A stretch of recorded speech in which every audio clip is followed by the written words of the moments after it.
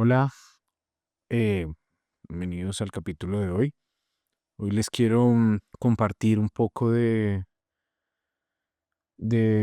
esas historias que uno vive en el quehacer profesional y que se van convirtiendo como en la historia y el referente para ilustrar un concepto mucho más grande.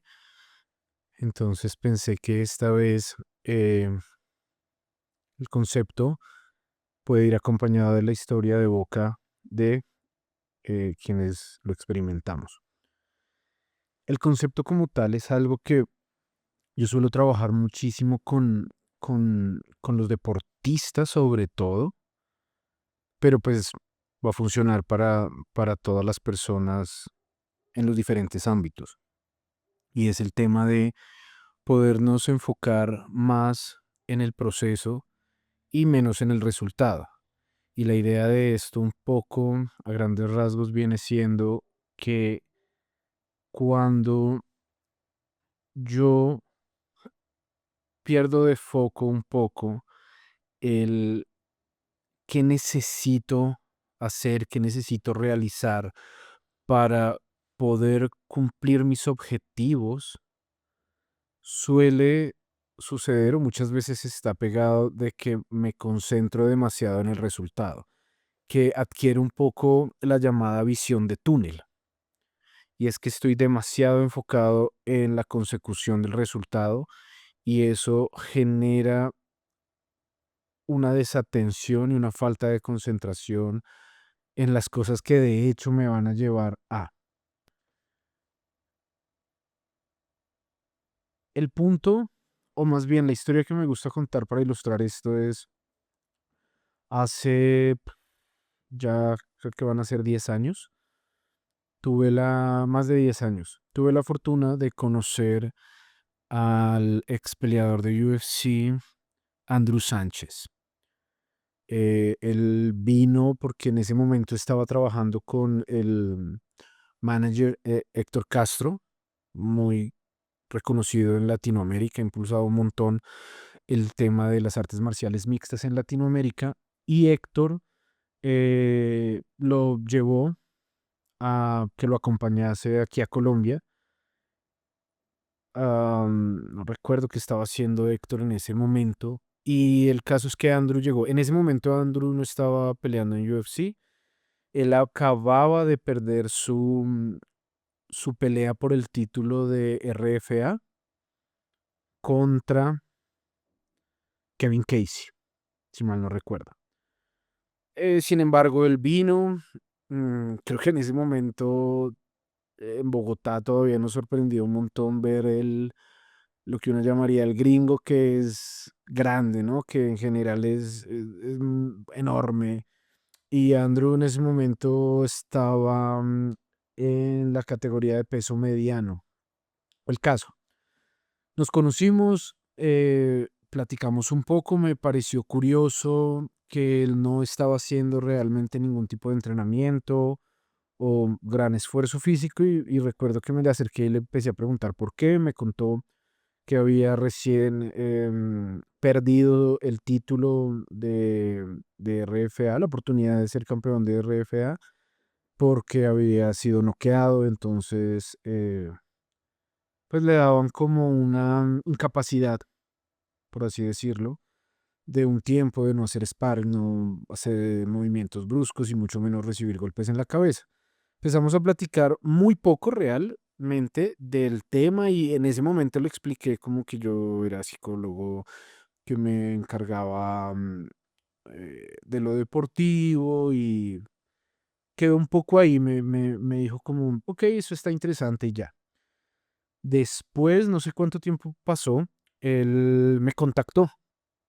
Me dijo, hey, ¿me recuerdas? Yo fui esto. Y por dentro yo decía, sí, realmente no vienen muchas personas como tú a nuestro gimnasio en Bogotá. Y me empezó a platicar que le gustaría entender un poco más de qué iba el tema de la psicología deportiva y el aspecto mental a la hora del combate. Y desde ahí empezamos a trabajar. Empezamos un poco como de ceros, básicamente, porque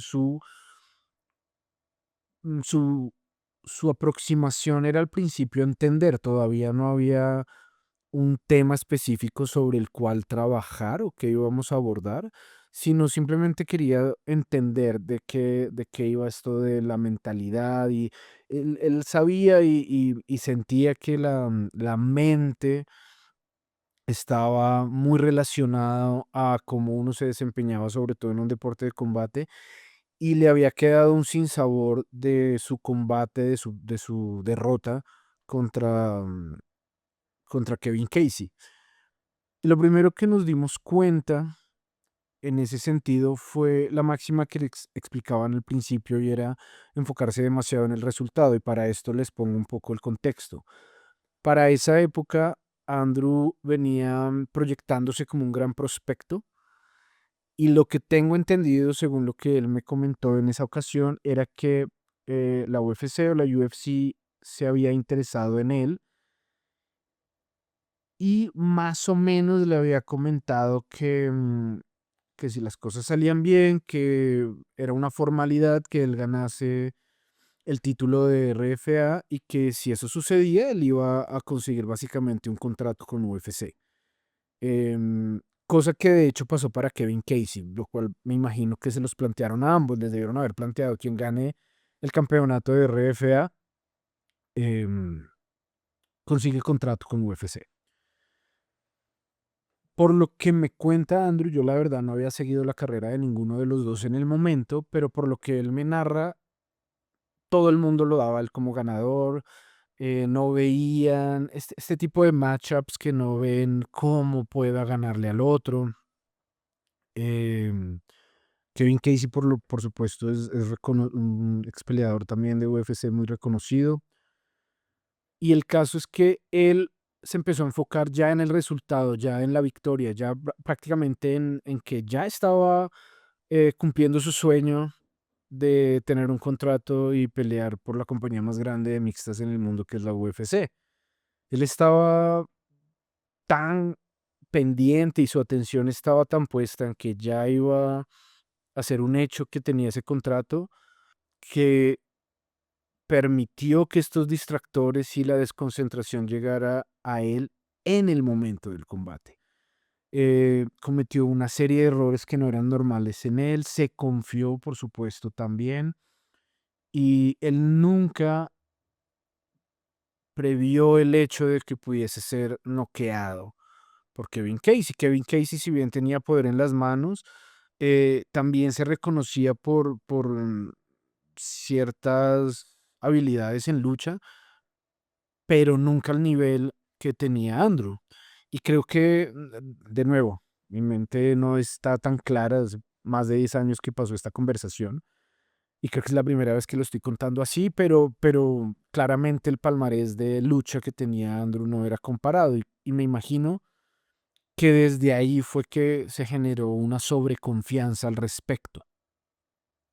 La preparación estuvo bien, sin embargo, recuerdo que él también estaba pasando por ciertas situaciones personales, si mal no recuerdo, con la pareja del momento, y fue como que él sintió que era el cambio de vida y lo que tocaba hacer, y como ya se veía en su nueva etapa de vida en la UFC, pues digamos que no prestó mucha atención a aquello que también generaban distractores para aumentar su probabilidad de éxito de acuerdo a su rendimiento y bueno, ese fue el resultado.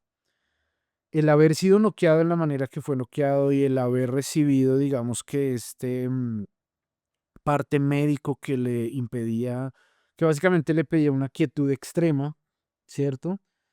Lo llevó a reflexionar de varias cosas y quedar un poco en el limbo.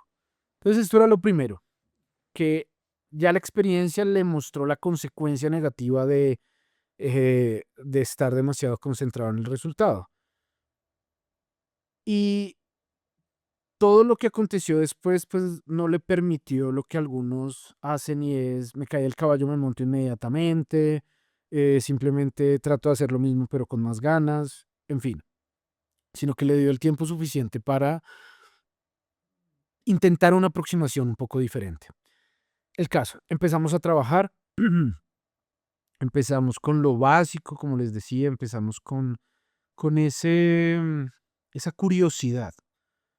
Y hago hincapié un poco en este tipo de cosas porque creo que desde ahí viene el proceso, desde la apropiación natural, desde una aproximación natural a la situación, al problema. Pensémoslo cuando queremos adquirir alguna habilidad, ya sea una técnica, ya sea el aprender algo nuevo, y muchas veces queda esta imposición que nos deja a la merced de aquel o de aquello que nos lo está enseñando, y es como modificar nuestros esquemas de aprendizaje un poco para que conecten con la metodología que se nos está dando y desde ahí tratar de entender y sacarlo mejor para después replicar a través de ensayos y ahí sí, digamos que aprender y ya después a través del ensayo se hace la mejora o se genera la maestría. Pero cuando empieza por la curiosidad propia, siento que es una aproximación mucho más natural a apropiarse del conocimiento y a conectar con aquel o aquello que nos está tratando de enseñar, el lenguaje que está tratando de utilizar más allá de la metodología. Y es que cuando se genera esa conexión, pues la interiorización de la información que tenemos es mucho más válida porque es más propia. Me hago entender, no es tanto como creer y tomar algo que nos dice un externo, sino cómo a través de nuestro campo perceptual empezamos a traducir y a entender y a comprender a través de nuestras propias formas aquello que llega del exterior. Empezamos así y eventualmente creo que en ese momento eran de 3 a 6 meses que él no podía como hacer mm, sparring o hacer algún movimiento brusco. Sin embargo, pues se empezó a mantener y nos empezamos a concentrar en las posibilidades, en lo que sí podíamos controlar, y era pues empezar a aprender a entender el tema del aspecto mental en el deporte y en su vida, a organizar un poco las otras cosas, entender cómo el desorden, entre comillas, de los otros aspectos en nuestra vida, pues nos quitan energía, tiempo y espacio de herramientas, ¿cierto? Que podemos utilizar para el beneficio de aquello que sí queremos lograr y no que sean como una molestia, ¿verdad? Nos quitan recursos válidos que podemos poner en lo que queremos lograr. Y sobre todo, como no podíamos, digamos que, volver a la costumbre de lo físico, empezamos a hacerlo desde lo mental, desde visualizar antes de poder hacer ciertos escenarios físicos de alto rendimiento. Por supuesto, tratar de mantener el tono del condicionamiento físico y técnico lo más posible. Eventualmente esto nos lleva a que ya puedes empezar a hacer sparring, ya puedes otra vez retomar el deporte. Hubo una ventana pequeña en que él se empieza a sentir con confianza. Y de nuevo, acá es donde está el proceso. Pensemos que ese proceso de retomar confianza fue un poco vencer el miedo y desde ahí empezar a generar acciones que nos permitan tener referentes reales de confianza. ¿A qué voy con esto? Normalmente o muchas veces pensamos en la confianza como una sensación, un sentimiento, el me siento con confianza de el resultado o de hacer esto o lo otro. Y acá el punto, yéndonos de nuevo a enfocarnos en el proceso, era no hagamos de la confianza un imaginario supeditado al cómo nos sentimos, sino al qué hacemos. Más allá de cómo nos estemos sintiendo en el momento, empecemos a generar las acciones, empecemos a caminar, a recorrer ese camino y desde ahí nos alimentamos de datos que llenan nuestra confianza. Entonces, no, un ejemplo, estoy dudando de mi confianza en el poder conectar un golpe. Ok, no importa cómo te estás sintiendo, si sientes que lo puedes o no lo puedes lograr, inténtalo, hazlo. Repasa la mecánica de movimientos que te van a llevar a y al hacerlo tienes una nueva información basada en hechos reales que empiezan a alimentar tu confianza. Entonces, al lanzarlo te diste cuenta que la mecánica del golpe lo puedes hacer. Ah, no estoy muy seguro de la distancia porque como me siento temeroso de que me golpeen, mi distancia está muy alejada para poder lograr conectar un golpe exitoso. Perfecto. Ya tenemos datos de que si quieres tener más confianza en términos de lograr conectar tu golpe, debemos reducir la distancia con tu oponente, pero para mitigar también la desconfianza que tienes o el miedo a ser golpeado, ¿qué tenemos que hacer? Tenemos que mejorar la técnica para protegerte a medida que avanzas, tener la conciencia de cómo tiene que ser dicha técnica para que se cumpla el objetivo de dar y no recibir. ¿Me hago entender? Desde este paso a paso se empezó el trabajo. El trabajo de, más que recobrar la confianza, fue un tema de actualizar el cómo se construía esa autoconfianza y ese autoconcepto. Desde ahí entonces retomamos full entrenamientos y no pasó tanto tiempo en que nos dieron nuevamente la oportunidad de ir a por el título de RFA.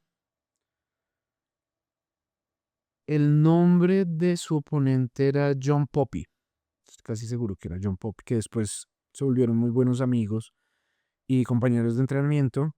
John Poppy era un salvaje, o es, pues, que ya no está compitiendo, pero, o sea, era una persona que no necesariamente se iba a amedrentar fácilmente. Y para los que quieran observar esa pelea del título entre Andrew el Dirty Sánchez y John Poppy es brutal. ¿Y por qué hago hincapié en esto? Porque fue una muestra ya en el momento en que importa, o sea, en el momento en que toca poner a prueba la verdadera confianza de entrar a ir a recibir y entrar a ir a dar golpes.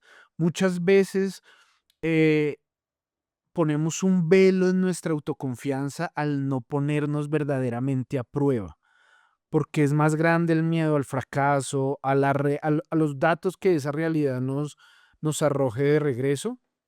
Y pues es un error porque finalmente impide el crecimiento y desvía el camino hacia los verdaderos objetivos que nos estamos planteando.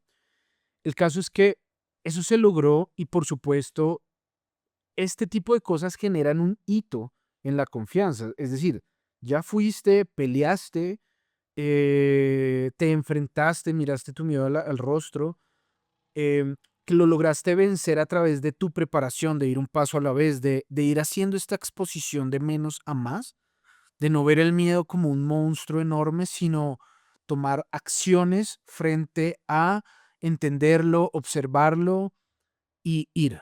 Y ir siempre a través de la acción, no quedarnos en el observar, no quedarnos en el pensar, no quedarnos en la autosugestión, sino ir, mirar, ok, tengo miedo de que este monstruo va a acabar conmigo, miremos, uf, no acabó conmigo, no es tan grande, no pisa tan fuerte, en esto sí hace daño, y entonces tomo las medidas verdaderas que me generen una confianza, no necesariamente para terminar con el miedo, sino para terminar con la parálisis que el miedo me puede llegar a generar. Em, en fin, seguimos por ese camino y ganamos el título de RFA.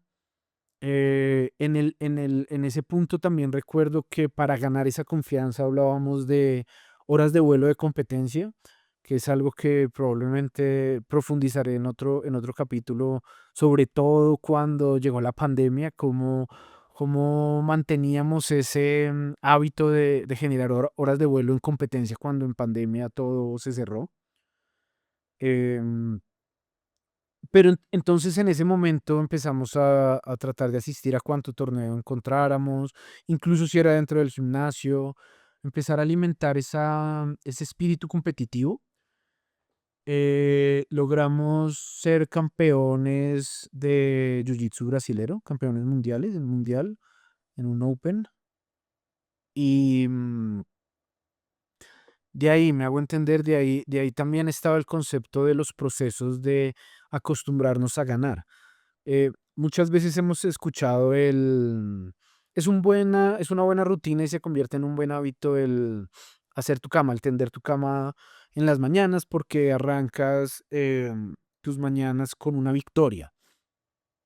Va un poco desde ese sentido, pero llevarlo un poco más y es cómo a través del día a día me acostumbro a que mi normalidad es ir generando pequeños retos y pequeñas victorias.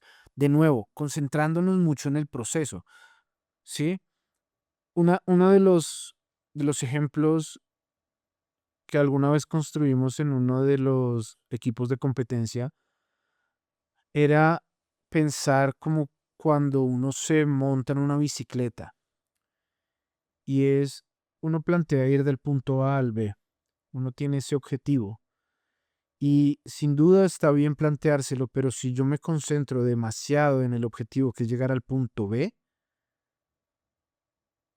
y voy en mi bicicleta, tomo mi bicicleta, me monto, planteo hacia dónde quiero ir y enfoco mi mirada al horizonte, que es donde está mi objetivo, y empiezo a pedalear.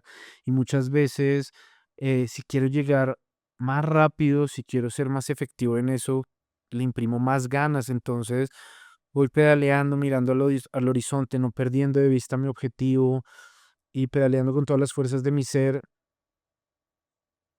y caí en un hueco. Se me atravesó un palo, una piedra, un auto, me pasé un semáforo. Tantas cosas que pueden suceder que al final van a impedir que yo llegue a mi objetivo, que llegue al punto B.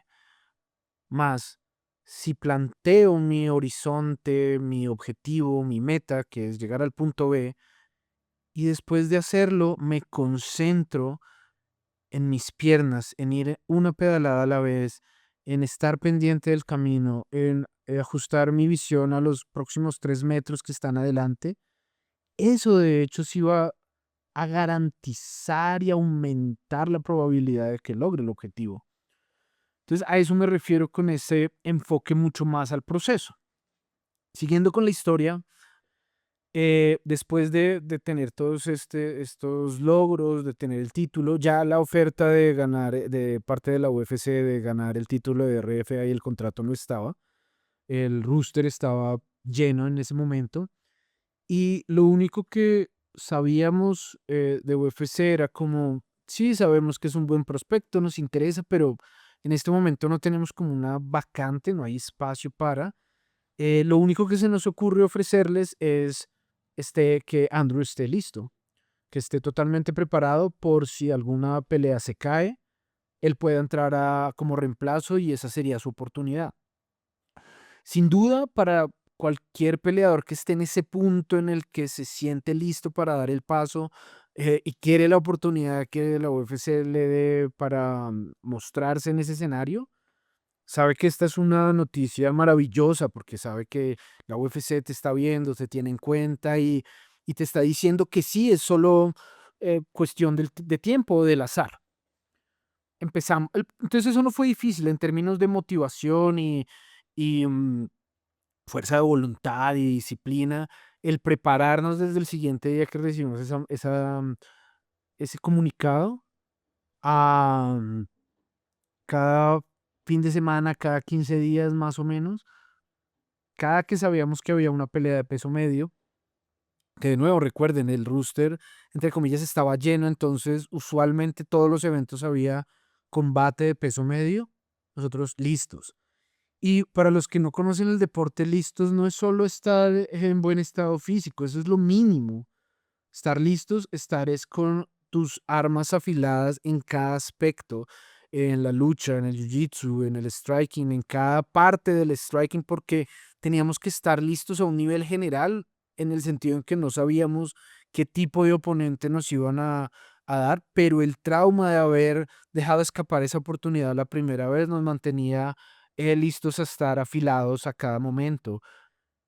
No solo eso, teníamos que estar más o menos en peso, porque no era que la pelea se podía caer un mes antes, como se podía caer una semana, 3 días o casi el mismo día. Me hago entender, teníamos que estar todo el tiempo pensando en estar listos, preparados, afilados. Y para eso teníamos que estar cuidando todo el tiempo el peso. Para los que han visto los deportes de combate, el peso son las categorías se dan por el peso. Y pues todo el mundo sabe que uno no tiene un peso y ya. Yo nací con ese peso, este es mi peso según mi altura y ya. El peso varía mucho y para deportes de combate se suele hacer cortes. Es decir, son, en este momento es más, pero en esa época muy pocos atletas combatían en el peso real, en su peso, en el peso en el que caminaban normalmente. Entonces, lo que hacían era un corte de peso para llegar el día anterior a la báscula pesando menos, tener todo un día para recuperarse y tratar de llegar más pesado, lo más pesado posible el día del combate. Nosotros teníamos que estar dispuestos a, en el momento en que nos dijesen, tratar de dar el peso.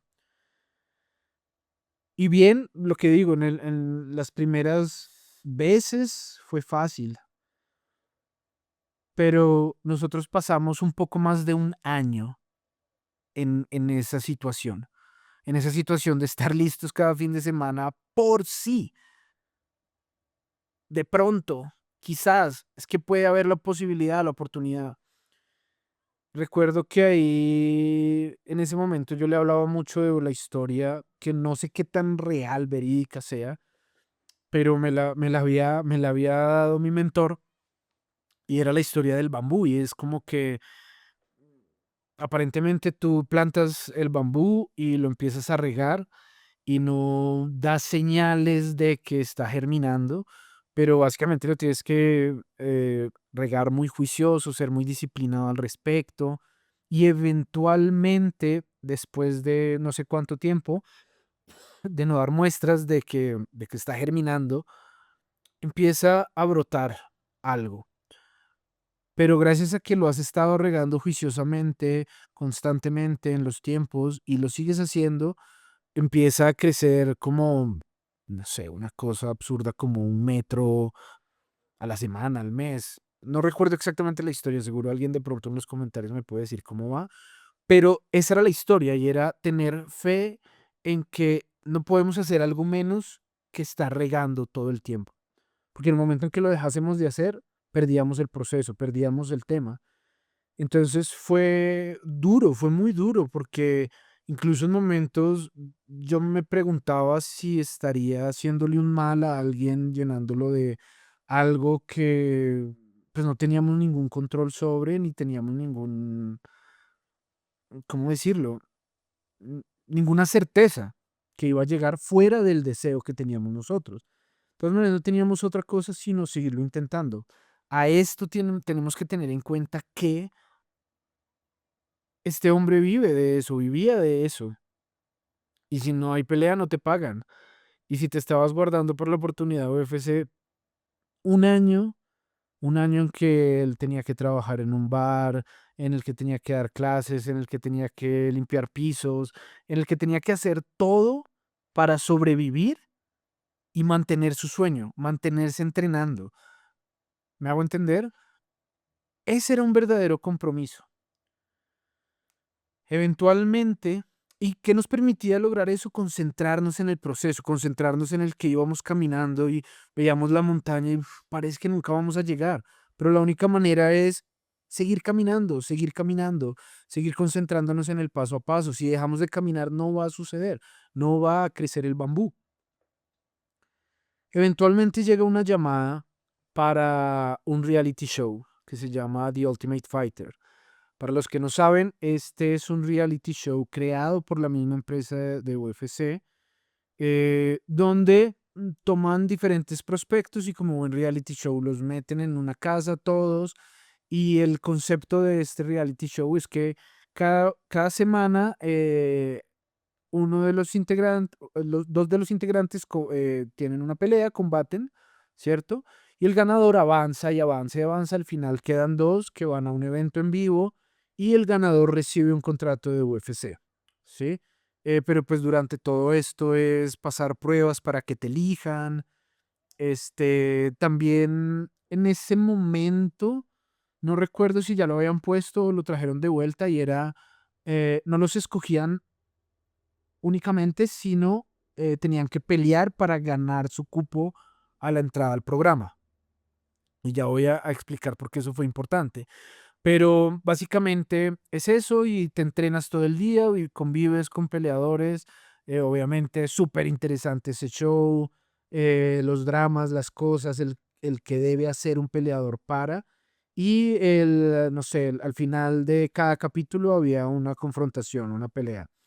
Y así iba equipo a equipo y al final se enfrentaban en un evento en vivo. Nos llaman para que si nos interesa que hay una posibilidad de un cupo, por supuesto, pues decimos sí, de una. El tema es que era para una categoría superior. Es decir, no, Andrew no, el programa no tenía cupos para peso medio, solo había cupos para semipesado. Entonces, pues digamos que la ventaja de eso es que no nos teníamos que seguir preocupando por el corte de peso ni por hacer dieta.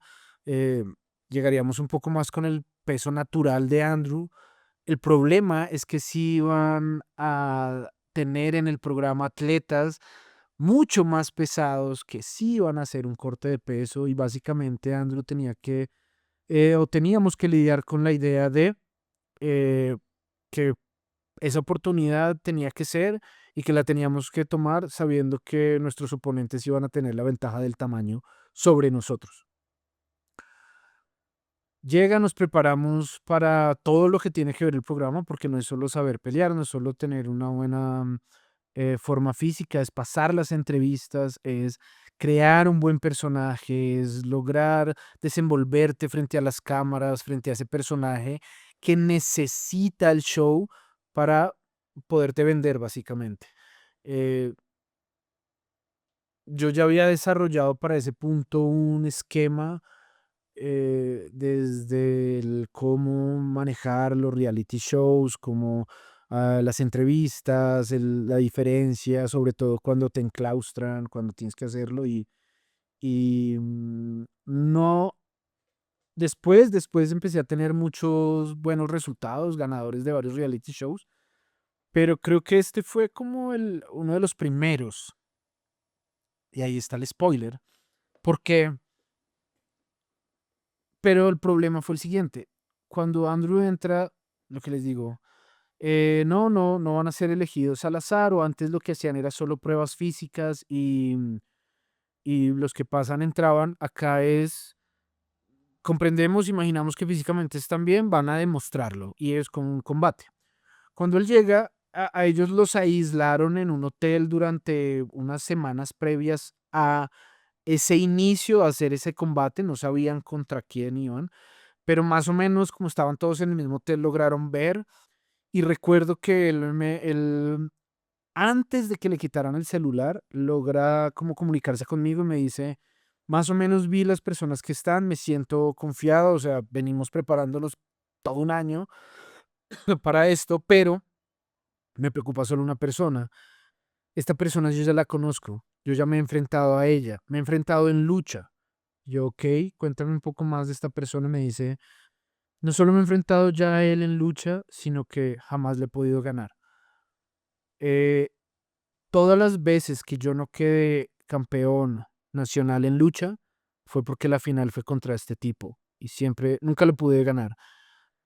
Y empezamos a hablar y empezamos a revisar y había un hype enorme de este tipo. Él venía de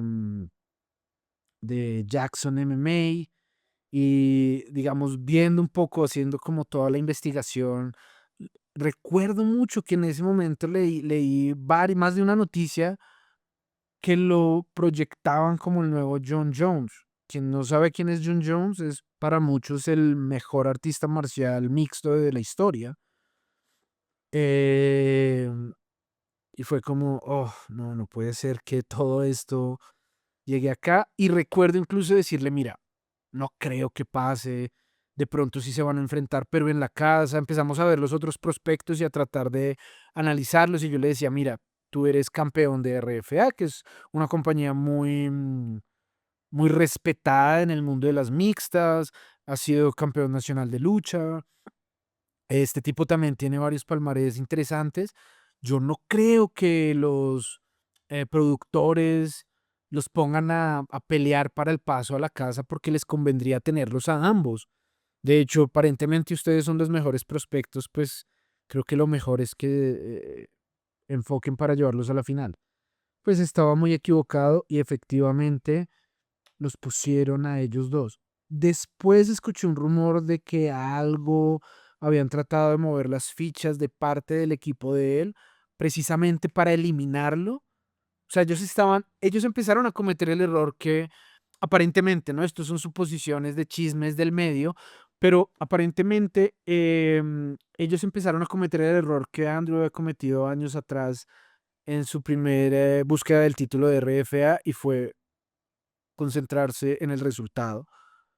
Entonces, aparentemente lo que ellos pensaron fue, este tipo, Andrew, es quizás el prospecto más peligroso de los que están acá, pero siempre le hemos ganado, eliminémoslo de una vez en el primer combate y el resto va a ser pan comido. En ese momento, por supuesto, le dieron nervios, le dio inseguridad, pero fue basarnos en la construcción paso a paso de más de un año, de día a día que habíamos construido con Andrew. Saber en su experiencia, saber que no importaba lo que se estuviera imaginando, cómo se sintiera, tenía era que dejar hablar su preparación. Para hacer esta historia corta, llegó, barrió con este tipo, no recuerdo. Pueden verla, los que tienen UFC Fight Pass, pueden ver la repetición de ese fue el Ultimate Fighter 23. Yo por acá debería tener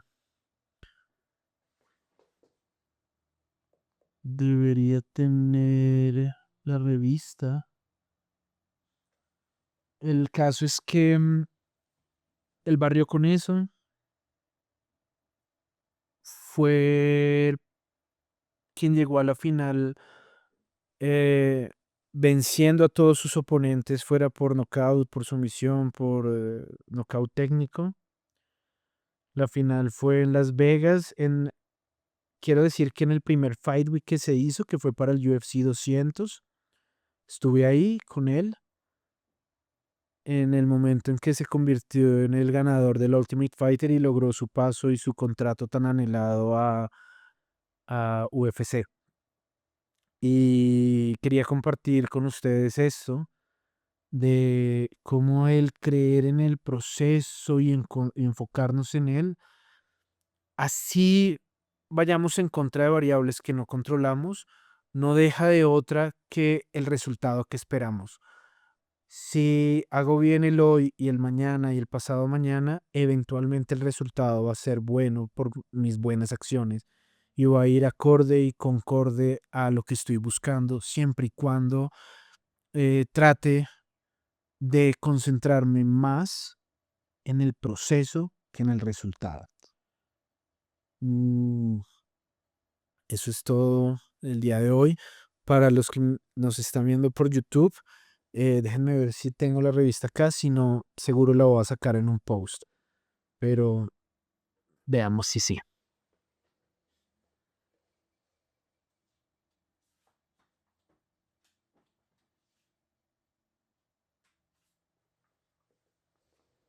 Efectivamente, aquí está. Esta fue temporada. Este fue no sé, el fanzine oficial de la final. Que los coaches eran Claudia Gadelia y Joanna Jedrzejczyk. Y sí, mm, déjenme ver. También era, esta fue la final femenina. Tatiana Suárez y Amanda Cooper. Tatiana Suárez que si para cuando salga esto no es campeona, creo que pronto lo va a hacer o en algún momento lo va a hacer. Y la final fue Andrew Sánchez contra Khalil Rountree, que se ha vuelto muy popular, ¿no? Que hace poco peleó am, contra Alex Pereira. Y nada, Andrew lo firmó, me dio una dedicatoria, pero sobre todo creo que va a quedar siempre la experiencia y lo que esto me enseñó a mí y que he podido transmitir y compartirlo con todos ustedes.